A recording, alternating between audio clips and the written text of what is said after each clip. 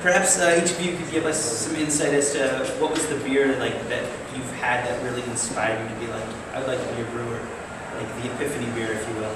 Whether it was something you brewed yourself or beer you had by someone else that is a mentor in a sense. Are we going to start with me? Yeah. I would say that there was two things that really that created my epiphany. I'm not going to say one particular beer, but I went to school in Philadelphia. I went to Temple University, and while I was in school there was a bunch of breweries that opened up and began to flourish heavily. Places like Victory and Sly Fox and Stouts and Yards, and I could keep going on and on and on, and Weyerbacher and what have you.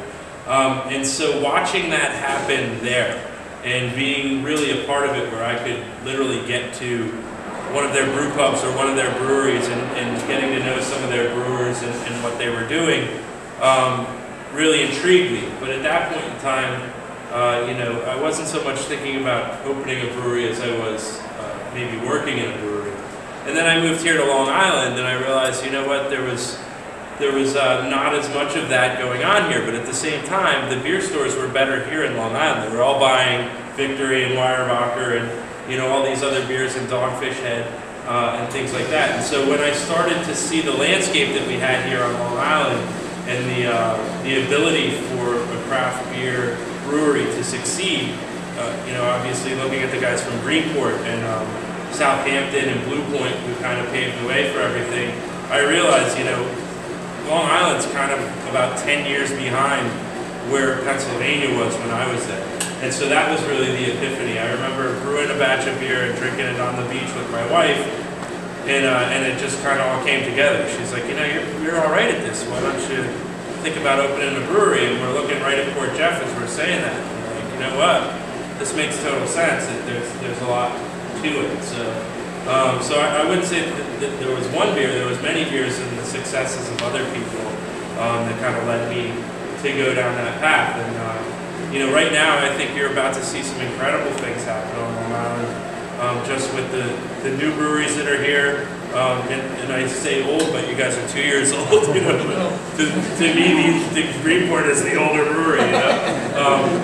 But seeing all the different styles that come about on the island and the different things that people are doing, you're in a real exciting time now. If this is anything like what Philadelphia was 10 years ago, it's going to be outstanding. And more than likely, I think it's going to be better than what Philadelphia was like. So there's the problem or the difference between what Pennsylvania was like back then and what Long Island's like back now is there's a lot of thirsty mouths in Long Island. You don't have to convince anybody that they want good beer. They're like waiting for it, So whereas I think some of those breweries had to kind of change the mindset of what people were thinking of. So yeah, I'm looking forward to some great things. Rich, is there anything you'd like to add to that? I agree with most of what Mike said. For us, it was like, I'm more of an IPA guy. I love the IPAs. So, and we kind of look back to who were the examples for us. And it's not, just like I said, we're only 2.5 years old. When you go back, it's like, our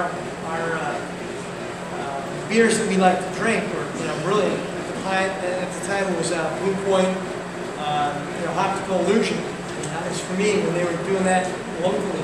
That was great, and I really enjoyed that. So it's the same thing. It's like, we've been able to kind of use those examples to kind of like spur some of the creative interest that we've had about those styles that we like. So, DJ, who's our head brewer, has been able to run with a lot of those kind of like those general styles that we enjoy drinking, and we've kind of, we've done about 28 different styles over the past 2.5 years. We're doing something different every 2 months with a hop project that we have, where we brew a different kind of hoppy beer, whether it's a Belgian or a citrus or an English, our other side, which is our West Coast IPA right now. We're always doing something different.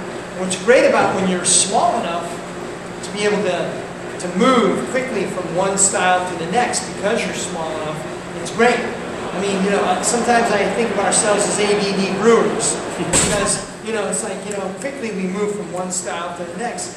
And and it's just a lot of fun.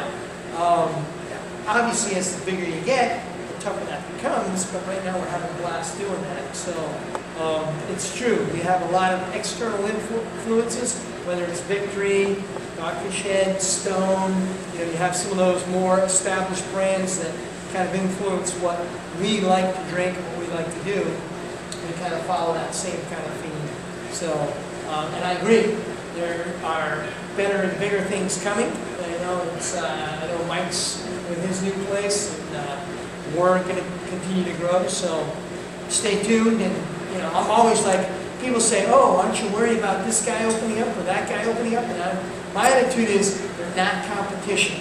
People don't understand. It's not competition. It's actually more voices to the choir, and it's a larger choir that you want to hear. You want to hear more of that. You want to see more of that. And the more that you have, it just raises everybody up to appreciating better beer. So the more the better. Yeah, I mean, I definitely agree. And Travis and I talked about this, where like competition creates like excellence. You know, sets the benchmark even higher and kind of pushes the envelope as to what you can do, what you're making, and what you're serving your patrons ultimately. Steve, we kind of. The more the better. Like in Colorado, we just broke over 100 breweries. You know, in the pretty much the Front Range area, you know, where we are. So it's a lot of competition, and it's a lot of beer culture, and it's fun. It's still working. What you guys are talking about is working. It's elevating the whole thing. It's great.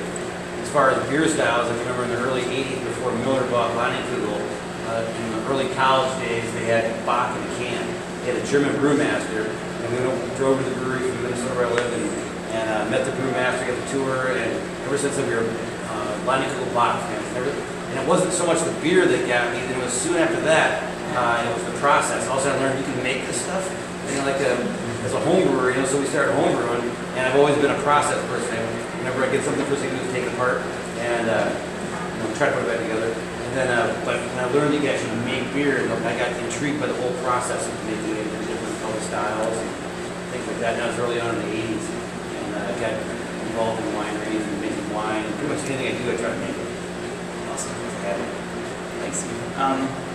Gentlemen brought some beer to pour for everyone to sample, so we'll do that. And if you want to think a little Q&A while that's happening, maybe these gentlemen will field some of your questions. You have a great range of experience from a very youthful brewery to a gentleman that's been doing it for over a decade. So we'll do that, and we'll take questions after that.